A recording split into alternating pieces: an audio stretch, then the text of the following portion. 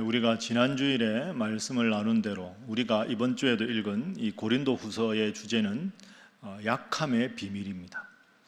나는 약하지만, 우리는 약하지만 하나님은 강하시다. 그 하나님의 강하심이 우리와 함께 할 때 나는 약하지만 하나님 때문에 강할 수 있다. 이것이 고린도 후서의 주제입니다. 그런데 사실은 이 사도 바울이 이 약함을 통해서 강하다 하는 이 고린도 후서의 이 복음을 주장하게 된 결정적인 계기는 고린도 교회에 들어온 거짓 사도들 때문입니다. 고린도 교회를 사도 바울이 이렇게 잘 양육을 했는데 사도 바울이 다른 곳에 선교하는 사이에 거짓 사도들이 고린도 교회에 들어왔습니다.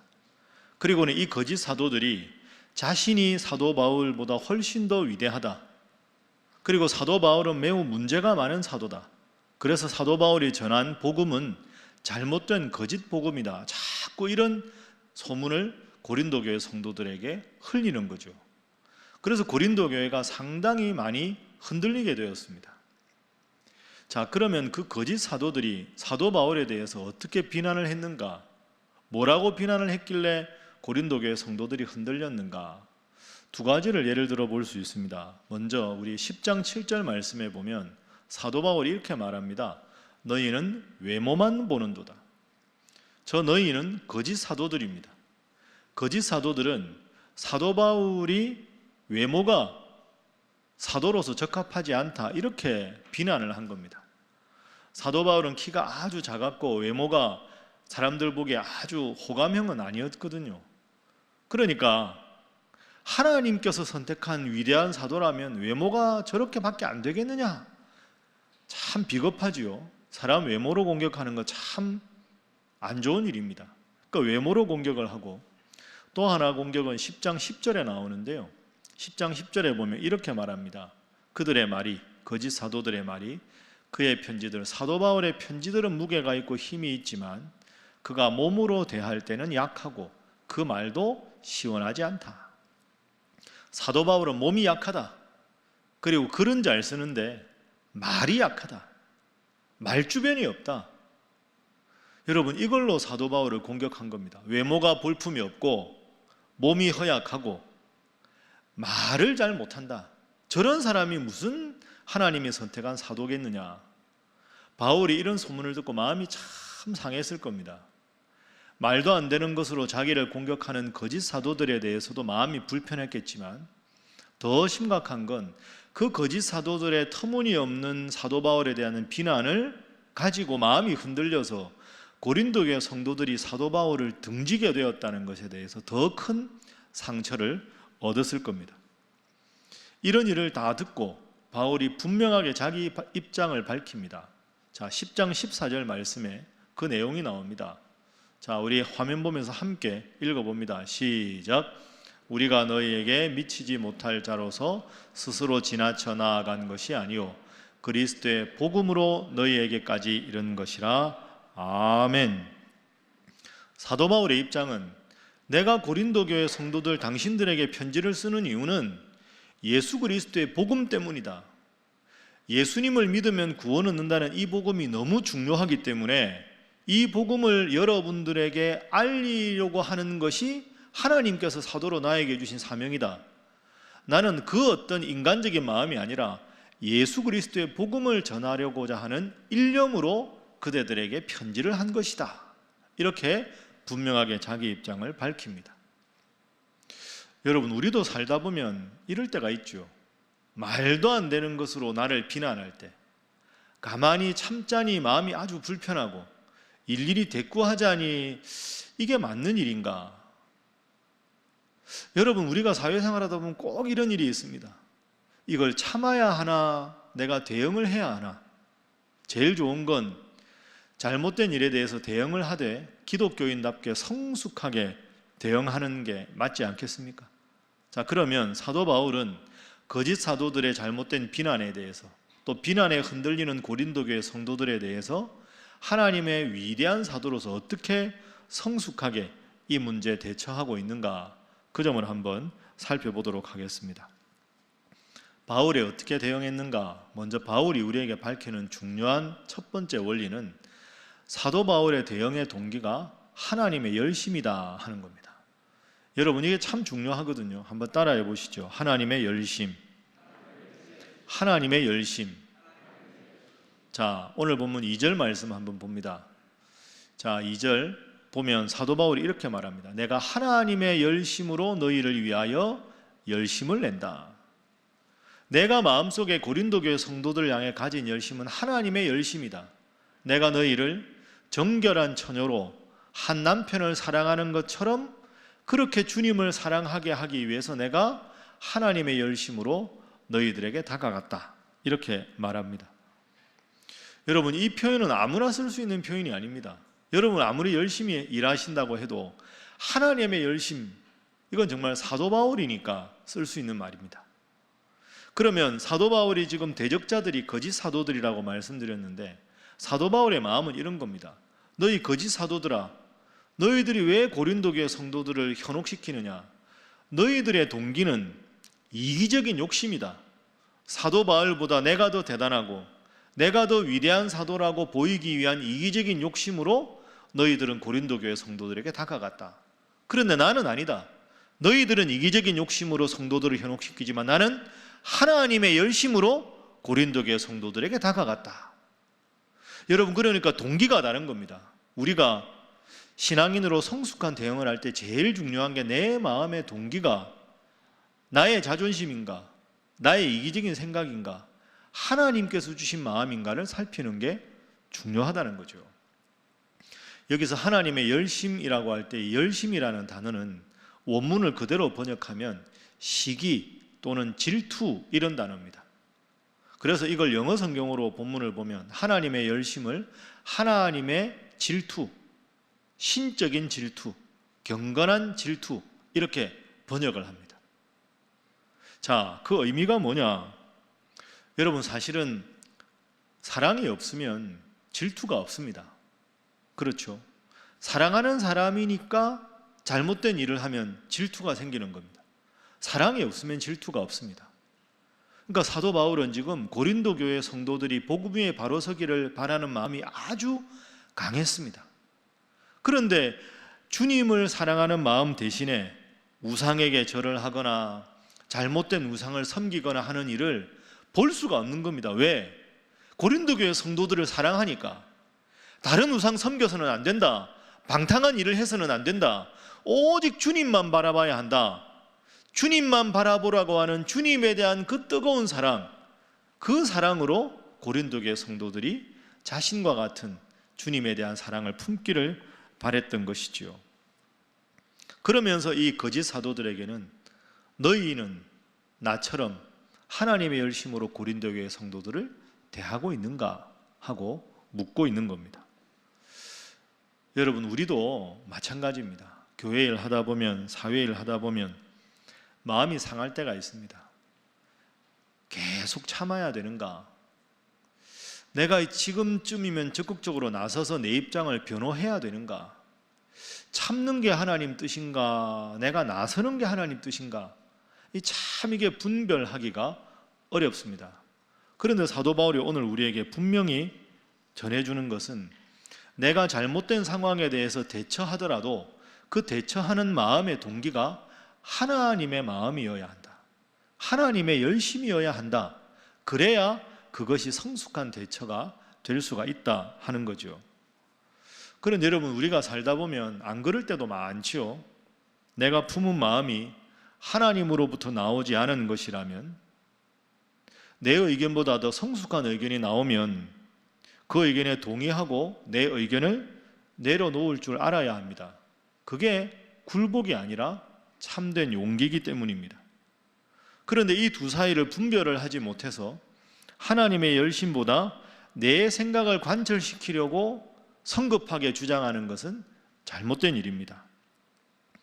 여러분과 누군가가 교회에서나 사회생활에서 의견이 대립될 때 하나님의 열심으로 하나님이 이 일에 개입하기를 원하신다는 마음이 없이 내 생각만 가지고 앞세우면 관계가 더 어긋나는 경우 여러분 많이 보셨을 겁니다. 내 생각이기 때문에 굽힐 수 없다. 필요하게 강하게 주장하다 보면 관계가 더 나빠집니다. 저 주장을 한 사람이 나하고 관계가 없이 나를 평소에 별로 탐탁지 않게 생각하는 사람이 주장하니까 난 무조건 반대한다. 그러다 보면 후유증이 생깁니다. 내가 이 말을 했는데 내가 이 말을 거둬들이는 건 내 자존심상 허락하지 않는다. 그 사실 자존심이 아니라 열등감입니다. 그런 일로 자꾸 주장을 하고 고집을 하다 보면 더 잘못될 경우가 많이 있습니다. 여러분 꼭 기억하십시오. 뭔가 문제에 개입할 때 내 마음의 동기가 정말로 신앙적인 것인가? 사도 바울처럼 하나님께서 내가 이 일에 적극적으로 나서기를 원하시는가? 아니면 침묵하고 더 인내하고 성숙하고 기다리기를 원하시는가? 내 마음의 동기를 잘 살펴야 합니다. 그래서 내 마음의 동기가 하나님께로부터 온 것이 아니면 죄송합니다. 미안합니다. 그 의견이 더 훌륭한 의견입니다. 제가 그 의견에 따르겠습니다. 이렇게 말할 수 있는 사람이 성숙한 신앙인입니다. 그래서 사도 바울은 이 상황에서 굽히지 않는 겁니다. 거짓 사도들의 말이 맞는 것이 되면 예수님의 복음의 능력이 약해지니까 하나님의 열심으로 지금 나서고 있는 거죠. 그러면 사도 바울이 이 하나님의 열심으로 고린도 교회 성도들에게 정말로 원한 게 무엇이었는가? 하나님의 열심으로 관철시키고 한 게 무엇이었는가? 그걸 두 번째로 한번 살펴보겠습니다. 자, 사도 바울이 하나님의 열심이라는 단어까지 쓰면서 하고 싶었던 일은 복음을 중개하는 일입니다. 사도 바울이 가지고 있던 예수 그리스도를 믿음으로 구원 얻는다는 이 복음, 그 복음을 아직까지 알지 못하는 고린도 교회 성도들에게 잘 전하고 싶어하는 복음의 중개자가 되겠다. 내가 그래서 고린도 교회 성도들 다 하나님 잘 믿는, 예수님을 구원자로 믿는 성도로, 성숙한 성도로 만들겠다 하는 아주 순수하고 복음적인 동기가 바울 속에 있었습니다. 그래서 앞서 우리가 읽었던 2절 말씀을 다시 한번 화면으로 보십시오. 2절에 바울이 이렇게 말합니다. 내가 너희를, 너희가 누굴까요? 고린도 교회 성도들을 정결한 처녀로 한 남편인 그리스도께 드리려고 중매한다. 나는 중매장이다. 주님과 고린도 교회 성도들을 신랑과 신부의 관계로 서로 사랑하며 살아갈 수 있도록 주님께 그대들을 소개하는 복음의 중개인이 내가 하는 일이다. 그래서 저 화면에 2절 보시면 남편이라는 단어 앞에 한 남편이라는 말이 있습니다. 한 남편. 여러분 정결한 처녀로 남편인 그리스도께 해도 되는데 하나라는 단어를 유독 바울이 강조합니다. 이유가 있습니다. 그건 고린도라고 하는 도시의 특성 때문입니다. 고린도는 이방신을 아주 많이 섬기는 신전이 많은 도시였습니다. 그리고 해상무역을 하는 큰 도시였습니다.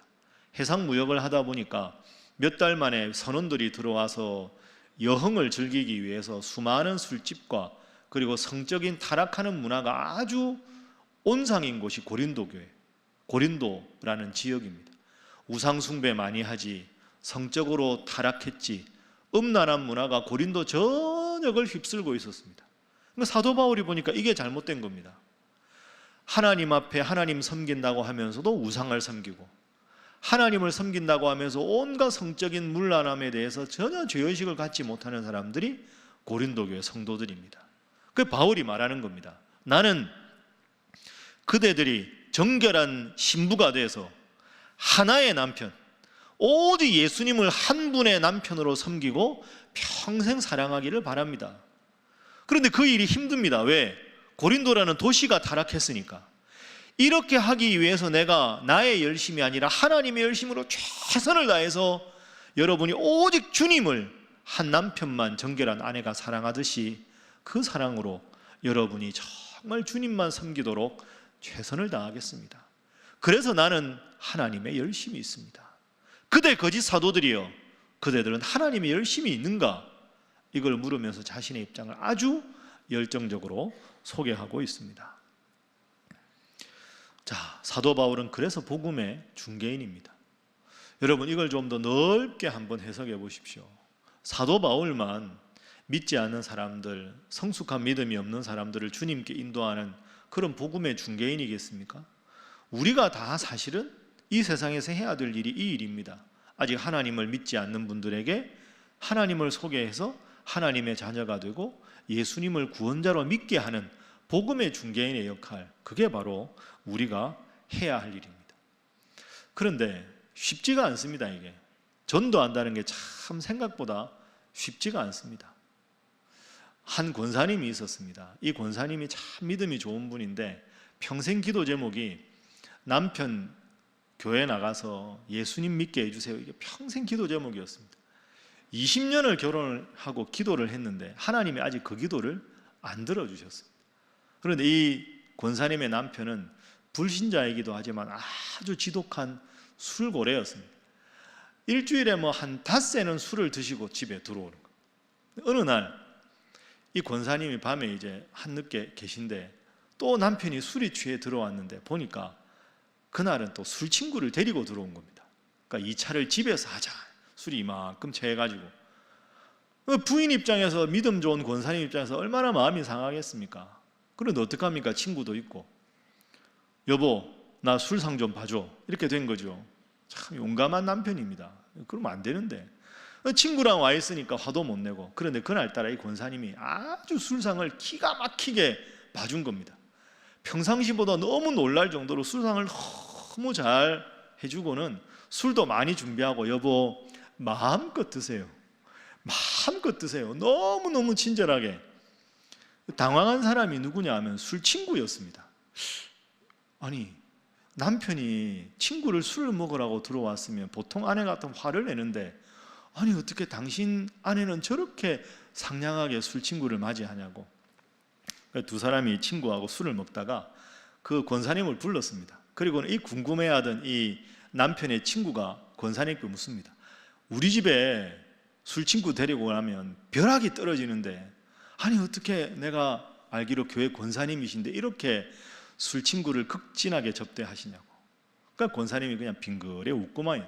그 옆에 있던 남편이, 아니 오늘따라 당신이 왜 이렇게 나한테 극진하게 술 대접을 하냐고. 당신 왜 이러냐고. 내가 당황스럽다고. 이유가 뭐냐고. 권사님이 그냥 드시라고. 마음껏 드시라고. 아니 이유가 뭐냐고 자꾸 두 사람이 물으니까 이 권사님이 이렇게 이야기하는 겁니다. 나는 예수님을 잘 믿으니까 천국 갈 건데, 근데 당신 보니까 20년 내내 예수 믿으라 그래도 예수를 안 믿는데 당신은 내가 봐도 천국 가기는 글렀다고. 그러니까 이 세상에서 얼마 안 남은 인생 술이나 그냥 계속 드시고 편안하게 드시다가 나 혼자 천국 갈 테니까 당신은 어디 가든지 알아서 하라고. 남은 인생이 불쌍해서 술이라도 많이 드시라고 내가 이렇게 술상을 잘 봐뒀다고. 그렇게 대답을 하는 겁니다. 그 대답을 들으니까 이 남편이 어떤 마음이 들까요? 부끄럽기도 하고 자존심 상하기도 하고, 옆에 있던 술 친구도 할 말이 없는 겁니다. 너무 부끄럽고 자존심 상해서 그 남편이 이렇게 말했다는 거죠. 여보, 내 그럼 알았다. 그럼 내가 오늘 이 술상 잘 받았으니 내가 너무 부끄러워서 안 되겠다. 다음 주부터 당신하고 같이 교회 가겠다. 그래서 그 부부가 그때부터 교회 잘 다니고 남편도 술 끊고 훌륭한 집사님이 되셨다 하는 그런 이야기가 있습니다. 여러분 어떻습니까? 여러분도 전도하는 게 생각보다 쉽지가 않다는 거 많이 느끼실 겁니다. 요즘도 그렇고요. 특별히 가족들 전도하는 게 참 쉽지가 않습니다. 전도하려고 여러분 어떤 노력을 하고 있으십니까? 사도 바울은 고린도 교회 성도들이 하나님 잘 믿게 하기 위해서 하나님의 열심으로 다가간다고. 방금 권사님도 나름대로 본인이 터득한 인생의 지혜로 남편을 구원시켰는데, 여러분은 지금 주위에 가장 여러분의 소중한 가족들, 가장 가까운 분들을 위해서 전도하기 위해서 어떤 노력을 하고 계십니까? 전도하는 게 쉽지가 않지요. 용기가 잘 나지 않습니다. 그러면 제가 이 이야기를 들려드릴 테니까 이 이야기도 한번 들어보십시오. 19세기 미국의 아주 훌륭한 목사님 중에서 필립 브룩스라고 하는 목사님이 있었습니다. 이 필립 브룩스라고 하는 아주 훌륭한 목사님이셨는데요. 이분이 연세가 많이 드시고 큰 병에 걸려서 이제 임종이 얼마 남지 않았습니다. 그러니까 미리 다 유언도 다 하고 하셨는데 임종을 얼마 남지 않고는 아무도 안 만나시겠다는 겁니다. 절대 면회 사절. 그러니까 미리 이제 죽음에 대한 준비를 다 하신 훌륭한 목사님이시니까 마지막 내가 하나님 앞에 갈 때는 조용하게 기도하면서 하나님 앞에 가겠다 하고는 절대 면회를 사절을 하셨습니다. 그러니까 아무도 가족이라도 면회를 안 받으신 거죠. 그런데 거의 돌아가시기 바로 전에 의사 선생님을 통해서 한 분을 꼭 병실에 모시겠다고 연락을 해달라고 한 겁니다. 절대 면회 사절인데 마지막으로 만나고 싶었던 분의 이름이 잉거솔이라는 분입니다. 이 잉거솔이라고 하는 사람은 이 목사님의 법률 자문관이었습니다. 미국 같은 데는 이렇게 자신들의 모든 가족이라든지 아니면 유산을 정리하고 하기 위해서 법률 자문관을 많이들 두거든요. 그러니까 잉거솔이라고 하는 자신의 법률 자문관을 자신의 병실로 꼭 불러달라고. 이 잉거솔이라는 사람이 상당히 기뻤습니다. 한편으로는 돌아가시는 게 슬펐지만, 야, 내가 저분의 인생에 참 소중한 사람인가 보다. 그러니까 마지막 순간에 나를 부르시나 보다 하고는 병실에 갔습니다. 그러니까 별 말씀을 안 하시는 거예요. 그러면서 이제 이 잉거솔이라는 사람이 목사님께 묻습니다. 목사님, 제가 여기 와서 참 목사님 뵙는 것에 대해서 목사님 돌아가시기 직전이라 슬프기도 하지만 너무너무 영광스럽습니다. 특별히 저를 부르신 이유가 있으십니까? 제가 뭘 도와드릴까요? 근데 브룩스 목사님이 이렇게 말씀을 하셨습니다. 잉거솔, 그대는 아직 하나님을 믿지 않는 것으로 알고 있습니다. 예, 그렇습니다. 저는 무신론자입니다. 그래서 제가 당신을 부른 것입니다.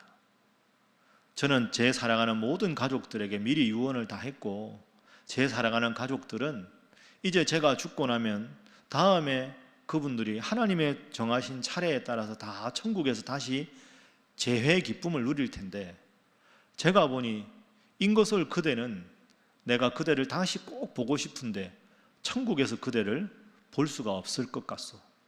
그러니 내가 유언으로 이야기하는데 내가 죽기 전에 예수님 잘 믿겠다고 약속하시오.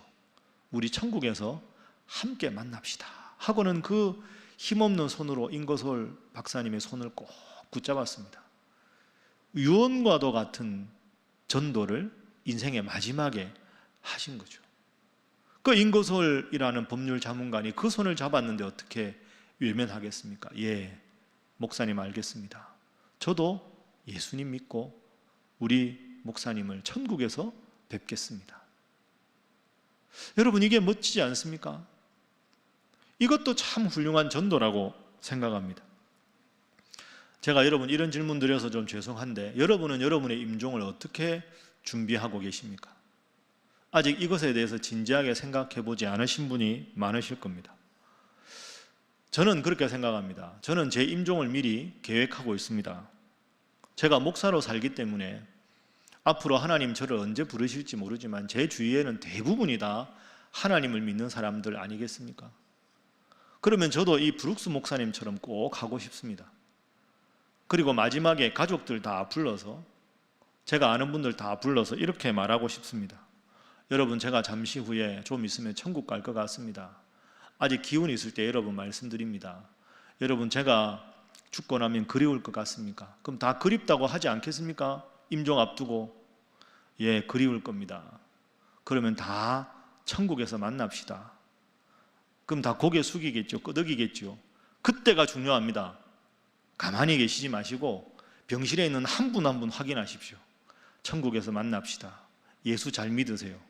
자, 너 큰아들, 작은아들, 그때 손자 있으면 손자, 손녀, 제가 한 명 한 명 확인할 겁니다. 예수 잘 믿고 천국에서 만나자. 예수 잘 믿고 천국에서 만나자. 분명히 한 명 한 명에 다 예라고 대답을 제가 들을 겁니다.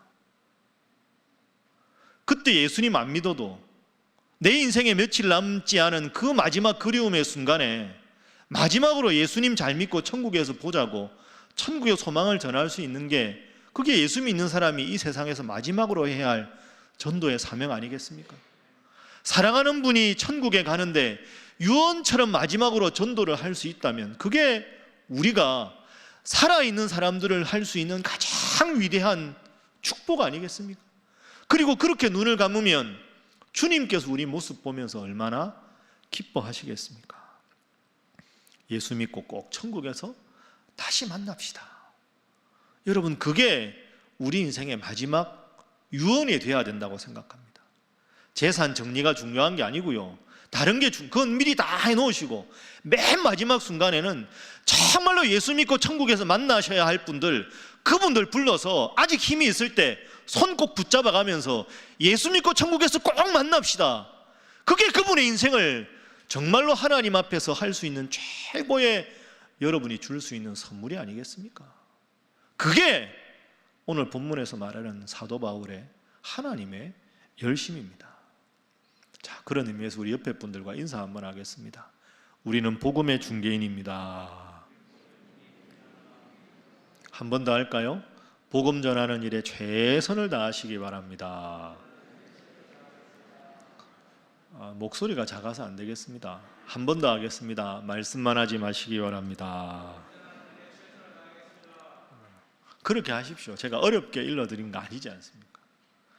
하나님의 열심으로 복음을 중개한다. 사도 바울이 이렇게 말한 다음에 마지막으로 한마디를 덧붙입니다. 자, 5절 말씀을 우리가 함께 화면 보면서 읽어보도록 하겠습니다. 5절 시작. 나는 지극히 크다는 사도들보다 부족한 것이 조금도 없는 줄로 생각하노라. 아멘. 여러분, 저 5절 잘못 읽으면 오해합니다. 나는 지극히 크다는 사도들보다 더 훌륭한 사도다. 아유, 사도 바울이 갑자기 너무 교만해졌다. 어떻게 저렇게 말하나? 여러분, 사도 바울은 결코 교만한 사도가 아니었습니다. 참 겸손한 사도였지요. 예를 하나 들어볼까요? 디모데전서 1장 15절에 우리가 잘 아는 대로 사도 바울이 이렇게 말합니다. 나는 죄인 중에 괴수다. 죄인 중에도 가장 흉악한 죄인이 나다. 저게 사도 바울의 원래 모습이거든요. 얼마나 겸손합니까? 그런데 방금 읽은 본문 5절에서 나는 다른 어떤 사도보다 위대한 사도다. 이게 교만한 걸까요? 아닙니다. 이게 제가 설교 서두에 말씀드린 고린도후서의 주제와 연결되는 겁니다. 나는 죄인 중에 괴수다. 나는 한없이 약하다. 그런데 내가 약하다고 고백하면 고백할수록 강하신 하나님께서 내 인생에 함께 해주신다. 나는 약하지만 하나님은 강하시다. 그래서 하나님께서 내 인생의 주인 되셨기 때문에 나는 나로 보기에는 지극히 작은 사도지만 하나님의 강하신 역사함이 있기 때문에 나는 강한 사도다. 그게 오늘 본문의 5절 말씀입니다. 여러분, 다시 한번 우리가 고린도후서 주제를 한번 저를 따라해 보시죠. 나는 약하나 하나님은 강하시다. 여러분 믿습니까? 그러니까 우리는 늘 겸손해야 합니다. 하나님, 제가 약합니다. 제가 부족합니다. 어떻게 해야 합니까? 저에게 지혜를 주십시오. 깨달음을 주십시오. 주님께서 도와주십시오. 내가 약하다고 고백하면 고백할수록 하나님이 강하게 역사하시니 사도 바울은 나는 약하지만 하나님은 강하시다. 그래서 내가 하는 모든 사역은 보잘것없는 내가 하는 게 아니라 강하신 하나님이 함께 하시기 때문에 나는 그 어떤 사도보다 더 위대한 사도, 더 강한 사도가 될 수가 있다. 이렇게 5절에서 고백합니다. 따라하겠습니다. 강하신 하나님이 나와 함께 하시니 나는 강한 자다. 나는 대단한 존재다. 나는 위대한 존재다. 여러분 믿습니까? 네. 뒤에 말만 하면 안 됩니다. 나는 강하다. 나는 위대하다. 이 교만한 것이고요. 약한 내게 하나님께서 함께 하시니 나는 강하다. 나는 위대하다. 나는 소중한 존재다. 이것이 5절의 고백입니다. 여러분, 그렇습니다. 이제 말씀을 정리하겠습니다. 우리가 참 어려운 시대를 살아가고 있습니다. 신앙생활 잘 하기도 쉽지 않습니다. 그러나 칠흑 같은 어두움이라면 밝은 불빛이 더 찬란하고 밝게 빛나는 것이 우리가 아는 기본적인 원리입니다. 때로는 신앙생활 하는 것이 쉽지 않은 참 힘들고 어려운 그런 시기를 살아가고 있지만 나는 약하지만 하나님은 강하시다. 이 고백 여러분 꼭 기억하시고, 우리가 설교 후에 오늘 찬송가 450장을 제가 선택했습니다. 여러분, 그 찬송가 참 아름다운 곡인데요, 1절 3절 가사를 화면으로 한번 제가 띄워보겠습니다. 내 평생 소원 이것뿐 주의 일 하다가 이 세상 이별하는 날 주 앞에 가리라. 불같은 시험 많으나 겁내지 맙시다. 구주의 권능 크시니 이기고 남겠네. 지금 코로나19라는 어려운 시련의 때 불같은 시험이 많으나 겁내지 마시고 구주의 권능이 크시니 이기고 남겠네. 이 고백 꼭 마음속에 가지시고 평생 주님 잘 믿어서 여러분의 능력이 아니라 주님의 능력으로 승리하고 복된 인생 살아가시는 우리 살아가는 신일의 모든 성도들 되시기를 주님 이름으로 축복합니다. 기도하겠습니다. 사랑의 하나님, 은혜를 감사합니다. 저희로 하여금 물러설 때와 나아갈 때를 분별하는 지혜를 주시고 늘 하나님의 열심, 하나님을 사랑하며 교회를 섬기게 하시며 서로가 서로를 존중하고 섬겨주고 믿어주는 든든한 동역자들이 되게 하여 주옵소서. 어렵고 힘든 때를 겪고 있습니다. 무엇보다 이 하나님의 말씀으로 힘을 얻고 말씀으로 살아가는 승리하는 인생 되게 하여 주옵소서. 예수님의 이름으로 기도하옵나이다. 아멘.